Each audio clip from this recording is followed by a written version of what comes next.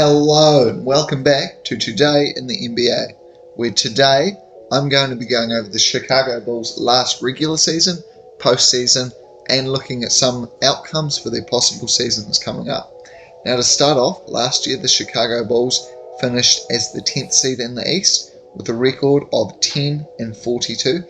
The surprising thing was, however, their offense was 24th in the league with 112.8, while their defense was much better, which is not something you would expect out of a team that is headlined by Nikola Vucevic, Zach LaVine, DeMar DeRozan. The defensive rating for the Chicago Bulls was 5th best in the league with 111.5, which is actually pretty impressive and is a pretty good thing that shows you what Billy Donovan can do to a team. I think that they need to improve their offense. That's the one big thing.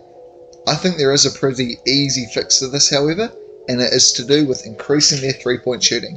Last year they were last in the league in three-point attempts with 28.9, while also being 16th, which is right in the middle of the pack, in three-point percentage with 36.1. I think that if the Bulls kept just shooting more threes, maybe it's a system adjustment that has to be made, maybe it's a personnel adjustment that has to be made, then they could be much better on the offensive end of the ball.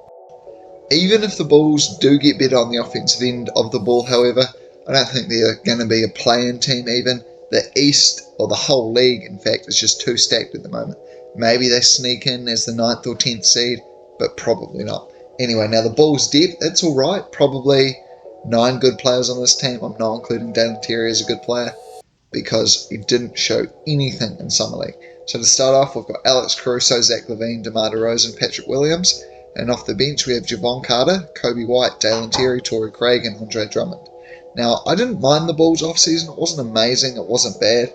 I did like the addition of Jevon Carter. Bringing back Andre Drummond was good, and Kobe White's extension was also pretty solid. Torrey Craig, also another good player. In saying that, however, I'm giving the Bulls a C to a C+ as a rating for the offseason, as they did definitely get better, but they're still stuck in NBA mediocrity, which is not somewhere where you want to be. Honestly, if I were the Chicago Bulls, I would probably just blown it all up by now. I know you're a big market and you don't want to be bad, but you were rebuilding for so long, I think you owe it to your fans to at least try and compete.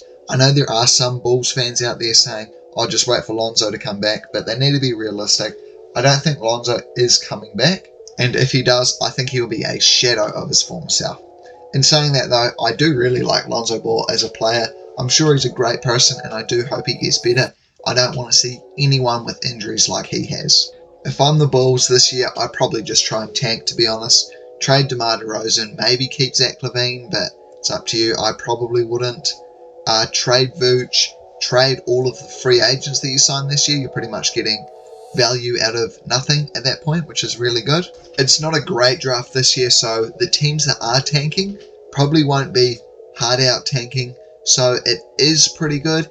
Plus, if you do tank, then your pick will probably transfer. It is protected top 14 to, I believe, the Toronto Raptors.